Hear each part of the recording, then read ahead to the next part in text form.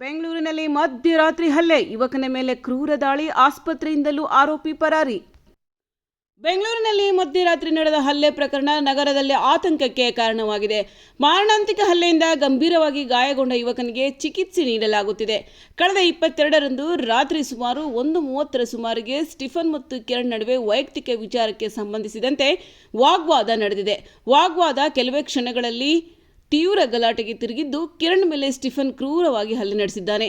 ಹಲ್ಲೆಯಿಂದ ಗಾಯಗೊಂಡ ಕಿರಣ್ ಮೂಗಿಗೆ ಗಂಭೀರ ಪೆಟ್ಟಾಗಿದ್ದು, ರಕ್ತಸ್ರಾವದೊಂದಿಗೆ ಸ್ಥಳದಲ್ಲೇ ಕುಸಿದು ಬಿದ್ದಿದ್ದಾನೆ.